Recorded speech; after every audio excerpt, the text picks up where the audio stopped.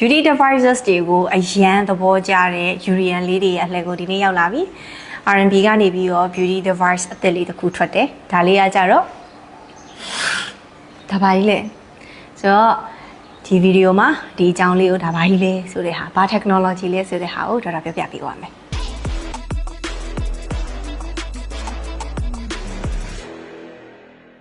မင်္ဂလာပါကျွန်မဒေါက်တာယူရီပါအရေးပြကျမှတ်ရင်းနဲ့အလှပကို knowledge sharing မြန်လုပ်ပေးနေတဲ့ aesthetics ရောင်းဝင်လည်းဖြစ်တယ်လို့ beauty consultant လည်းဖြစ်ပါတယ်ဆိုတော့ဒီ beauty device အကြောင်းလေးကိုမပြောခင်မှာ technique အကြောင်းလေးတော့တစ်ခုပြောပြရမယ်သူကဘာလဲဆိုတော့ ionophoresis လို့ခေါ်တယ်အဲ့ဒီ ionophoresis ကကြတော့ technology ပုံစံတစ်မျိုးဖြစ်တယ်သူက Greek စကားလုံးကနေပြီးတော့စဉ်းသက်လာတာ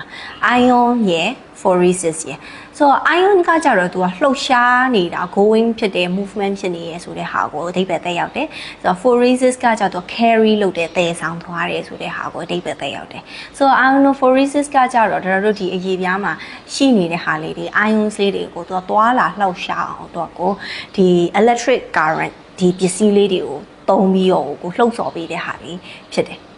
အဲ့တော့တို့ကကြတော့ skin care တွေလိမ့်တယ် mask တွေကတ်တယ်အကြီးတွေလည်းရှိတယ်ဆိုတော့ဒါတွေအကုန်လုံးကိုတို့ကကြတော့ကိုနီးကိုဟန်နဲ့အကုန်လုံး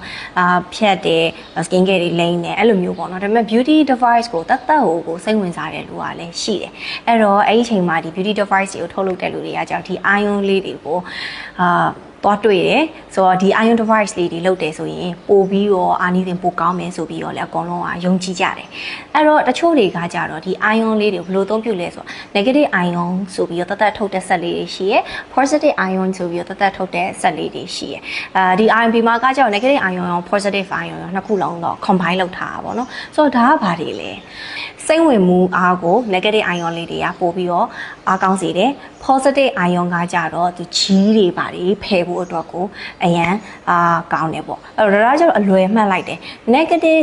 ကကြတော့ absorption အတွက်စိတ်ဝင်ဖို့အတွက် positive ဆိုရင်တော့တို့ကြီးတွေပြောင်းဖို့အတွက်ကိုသုံးမယ်ဆိုပြီးတော့ပဲဒါတော့အဲ့လိုမှတ်ထားလိုက်တယ်ပေါ့ဆိုတော့ဒီ RMB မှာကကြတော့သူက mode ကကြတော့၄ခုရှိတယ်ဒါပြပေးမယ်နော်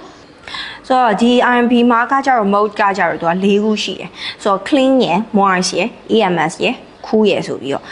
ဒါပေမဲ့တို့ခုနပြောသွားတဲ့ ion တွေ positive ion တွေ negative ion တွေကကြတော့ clean ဆိုတဲ့ mode မှာကကြတော့ clean လုပ်တယ်ဆိုမှတော့ G တွေအစီတွေကိုသူက clean လုပ်တာလေဆိုတော့အဲ့ဒီထဲမှာကကြတော့ positive ion တွေရှိရဲအဲ့တော့တို့ကကြတော့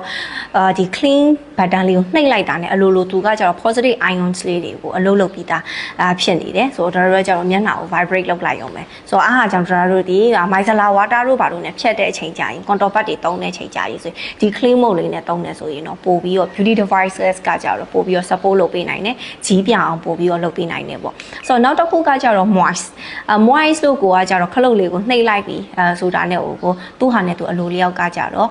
negative ion ကိုထုတ်ထားပြီးသားဖြစ်တယ်ဆိုတော့အဲ့တော့ဒီဟာလေးတွေကိုတို့ skin care လေးတွေကပို့ပြီးတော့ absorption ပို့ရတယ်စိတ်ဝင်မှုအားပိုမြန်တာပေါ့ EMS ထဲမှာကကြတော့ ion တွေပါတာမဟုတ်ဘူးဒီ RMP ကကြတော့အမြဲတမ်းသူဒီအမြဲတမ်း EMS mode လေးကိုအမြဲထည့်လေးရှိသူရဲ့ device ထဲမှာဒါသတိထားမိတဲ့လောက်ကပေါ့နော်ဘာဖြစ်လဲဆိုတော့သူဒီနာကကြွက်သားလေးတွေကိုသူတင်းရင်ဖို့အတွက်ကြွက်သားလေးတွေအမြဲတမ်းလှုပ်ရှားနေအောင်အတွက်ကြွက်သားကအမြဲတမ်း active ဖြစ်နေရမယ်အဟာမှာဒါတို့ဒီ lifting effect ကိုအမြဲတမ်းရနေတာဖြစ်တယ်ဆိုတော့အဟာလေးအတွက်လည်းသူဒီ EMS mode လေးကိုဒီ device ထဲမှာထည့်ထားတာဖြစ်တယ်သူကကြတော့ ion နဲ့မဆိုင်ဘူးသူကကြတော့ vibration ပေးပြီးတော့ဒါတို့ဒီ muscle ကို stimulant လုပ်တာဖြစ်တယ် electric current energy လေးကိုသုံးထားတာဖြစ်တယ်ပေါ့နော်နောက်ဆုံးတစ်ခုကကြတော့ cooling ကကြတော့ဘာဖြစ်လို့ထည့်တာလဲဆိုရင် inflammation ကိုတတ်တာစေတယ်ဒီ cooling ကိုမပြောနဲ့ရိုးရိုးတို့ရေရဲတို့ဘာလို့ဆိုရင်ခူးလောက်လိုက်တဲ့ချိန်ကျရင်ဆိုရောင်ရမှုလေးတွေကိုအနည်းနဲ့ညာတတ်တာဝါတာပဲဆိုတော့ဒီ cooling ကကြတော့သူကတကယ်လို့ကိုဝက်ချန်ရှိနေတယ်ဆိုရင်လည်းပဲအဆင်ပြေရပဲ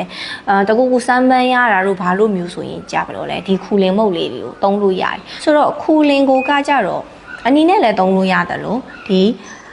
အပြာနဲ့လည်းတုံလို့ရတယ်အပြာသမားကကျတော့ဝက်ချန်ထွက်နေတဲ့အချိန်ဒီဝက်ချန်ဘူးလေးလေးတွေရှိနေရနည်းနည်းသက်သာချင်တယ်ဆိုရင်အပြာလေးကိုတုံလို့ရတယ်ဒါပေမဲ့ဟိုလိုမျိုးပိုးတွေအများများနေပြီးတော့စေကန်းပြရမယ့်လူတွေအတွက်တော့အကျုံးမဝင်ဘူးเนาะအများကြီးသက်သာစီမှာမဟုတ်ဘူးစေကန်းပြတာတော့ပြရမယ်အဲ့တော့တစ်ဖက်ကဒီအနီမုတ်လေးကကြတော့တို့ဒီ anti aging တွေပြီးတော့ဒီ skin ရော့တွဲကြတဲ့ elasticity လေး elasticity လေးတွေပေါ့ဆိုတော့အဟာလေးတွေကိုလည်းပဲသူကနည်းနည်းတင်းရင်းစေတယ်အဲ့လိုမျိုးတော့ဒါတို့ကအနီလေးတွေကိုလည်းသုံးလို့ရတယ်ဆိုတော့